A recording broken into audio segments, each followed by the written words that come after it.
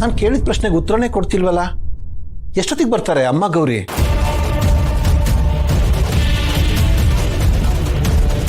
ಗೌತಮಿ, ನಿನ್ನನ್ನೇ ಕೇಳ್ತಾ ಇರೋದು. ಎಷ್ಟೊತ್ತಿಗೆ ಬರ್ತಾರೆ? ಗೊತ್ತಿಲ್ಲಪ್ಪ. ಯಾಕೆ ಗೊತ್ತಿಲ್ಲ? ಅವ್ರಿಲ್ಲ ಇರ್ಬೇಕಿತ್ತು ತಾನೆ. ಹೊರಗಡೆ ಹೋಗಿರೋ ಗೌರಿ ಶ್ಯಾಮಲ ಎಷ್ಟೊತ್ತಿಗೆ ಬರ್ತಾರೆ ಅಂದ್ರೆ ಗೊತ್ತಿಲ್ವಾ ನಿನಗೆ? ಮತ್ ಗೌರಿ ಹೇಳಿದ್ಲು ಅಕ್ಕನ ಮನೇಲೆ ಇದೀವಿ ಅಂತ. ಹಾಗಾದ್ರೆ ಅವಳು ಹೇಳಿದ್ ಸುಳ್ಳ? ನನಗೆ ಗೊತ್ತಿಲ್ಲಪ್ಪ. ಅವಳ ಹತ್ರ ನಿಜವಾಗ್ಲೂ ಸುಳ್ಳು ಹೇಳಿದಾಳೆ. ಅವ್ರು ಎಲ್ಲಿದ್ದಾರೋ ನಂಗೆ ನಿಜವಾಗ್ಲೂ ಗೊತ್ತಿಲ್ಲಪ್ಪ. ಸಾಕು ನಿಲ್ಸು ನೀನ್ ನಾಟಕನ. ಎಷ್ಟು ಅಂತ ನಾಟಕ ಆಡ್ತೀಯ? ಹಳ್ಳಿ ಬಿಟ್ಟು ಅಮ್ಮ ತಂಗಿ ನಿನ್ನನ್ನೇ ನಂಬ್ಕೊಂಡು ಬಂದ್ರೆ ಅವರಿಗೆ ನೆರಳಾಗಿರೋದು ಬಿಟ್ಟು ಅವ್ರನ್ನ ಬೀದಿಗೆ ಬಿಟ್ಟಿದೆಯಲ್ಲ. ಸ್ವಲ್ಪನಾದ್ರೂ ಮನುಷ್ಯತ್ವ ಇದೆಯಾ ನಿನಗೆ?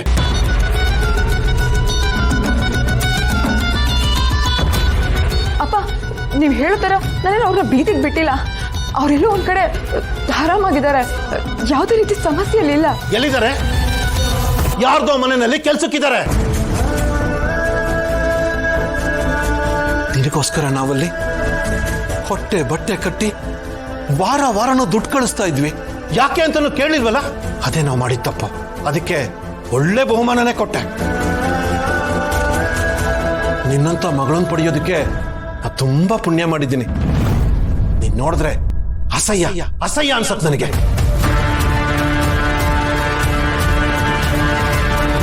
ನಿನ್ನಿಂದಾಗಿ ನನ್ನ ಹೆಂಡತಿ ಮಗಳಿಗೆ ಎಂತ ಪರಿಸ್ಥಿತಿ ಬಂದಿದೆ ನೋಡು.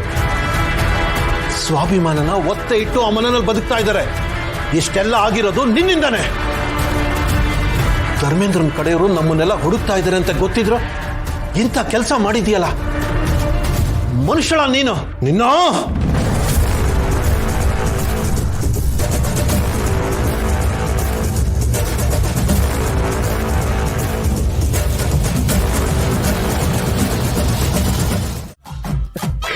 ಏನಂತ ಹೇಳ್ತಿದೀಯ? ಅಯ್ಯೋ, ನನ್ನ ಆರ್ಟು ಒಂದೇ ಸಮಯ ಅವಳೇ ಬೇಕು ಅಂತ ಅಳ್ತಾ ಇದೆ, ಕಿರಿಸ್ತಾ ಇದೆ. ಆರ್ತನಾದನ್ನ ಹಂಗೆ ಆಡ್ತಾ ಇದೆ. ಒಂದೇ ಕಣ್ಣಲ್ಕೊಳ್ಳೋ ಅಂತ ಅಳ್ತಿದೆ. ಅದಕ್ಕೆ ಕಣೋ ದೊಡ್ಡವ್ರು ಹೇಳೋದು ಮರಳಿ ಯತ್ನವ ಮಾಡು ಅಂತ. ಬಿಡ್ಬೇಡ, ಆ ಪ್ರೀತಿ ಸಿಗೋವರೆಗೂ ಬಿಡ್ಬೇಡ, ಮತ್ತೆ ಟ್ರೈ ಮಾಡು. ಅಯ್ಯೋ, ಅವಳು ಮುಂದೆ ಹೋಗಿ ನಿಂತ್ಕೊಳ್ಳೋದಕ್ಕೆ ಧೈರ್ಯನೇ ಇಲ್ವಲ್ಲ ಯಜಮಾನ್ರೆ. ಅವಳ ಅಕಸ್ಮಾತ್ ಕ್ಯಾಕ್ರಿಸಿ ತುಬುಕ್ ಅಂತ ಹೋಗ್ಬಿಟ್ರೆ ಆಮೇಲೆ ಅದನ್ನ ನಾನೇ ಒರೆಸ್ಕೋಬೇಕಲ್ಲ. ಡೋಂಟ್ ವರಿ, ಹಾಗಲ್ಲ ಏನು ಆಗಲ್ಲ. ಭಯ ಬಿಟ್ರೇನೆ ಅಂದ್ಕೊಂಡಿದ್ದನ್ನ ಸಾಧಿಸಕ್ ಸಾಧ್ಯ.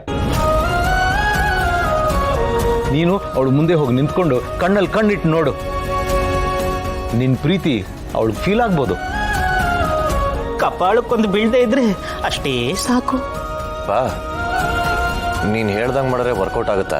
100% ಖಂಡಿತ ಆಗತ್ತೆ.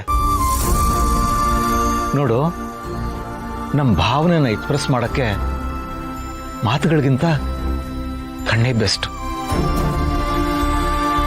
ಕಣ್ಣಿನ ಭಾಷೆಗಿಂತ ಒಳ್ಳೆ ಭಾಷೆ ಮತ್ತೊಂದಿಲ್ಲ. ಅದು ತುಂಬಾ ಎಫೆಕ್ಟಿವ್. ಕಣ್ಣಲ್ಲಿ ಮಾತಾಡಿದ್ರೆ ಎಂಥವ್ರು ಕರ್ಗೋಗ್ತಾರೆ.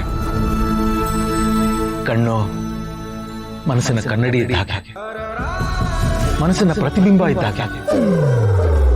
ಏನು ಹೇಳ್ದೇನೆ ಮನಸ್ಸಲ್ಲಿರೋದನ್ನ ಹೇಳ್ಬಿಡುತ್ತೆ, ತೋರಿಸ್ಬಿಡುತ್ತೆ. ನೋಡು ವೆಂಕಿ, ನಾನು ಹೇಳ್ದಾಗ ಮಾಡು. ಧೈರ್ಯ ಕಳ್ಕೊಬೇಡ, ಮತ್ತೊಮ್ಮೆ ಪ್ರಯತ್ನ ಮಾಡು. All the best.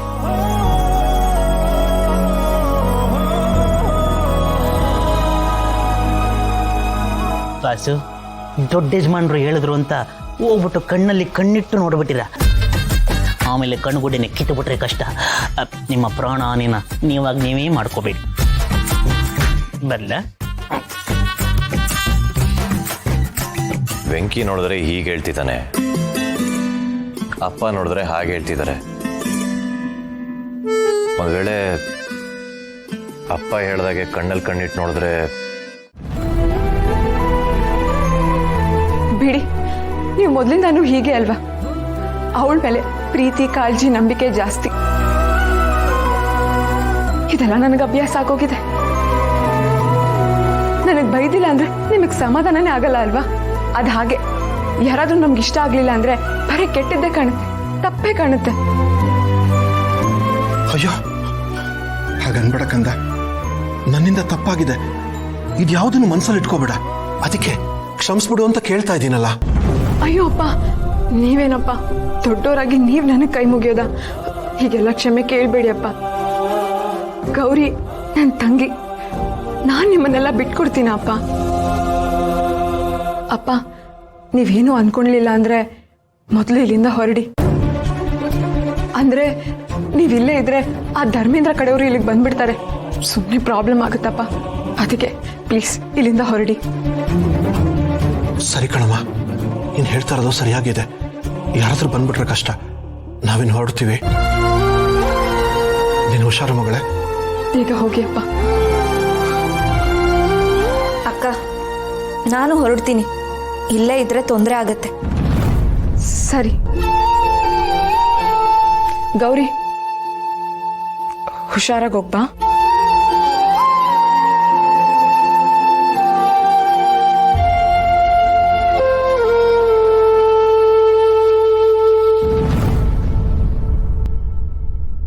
ಸದ್ಯ ಹೇಗೋ ಬಚಾವಾದೆ, ಆದ್ರೆ ಇದು ಇಷ್ಟಕ್ಕೆ ಮುಗ್ದಿಲ್ಲ, ಮುಗಿಯೋದು ಇಲ್ಲ.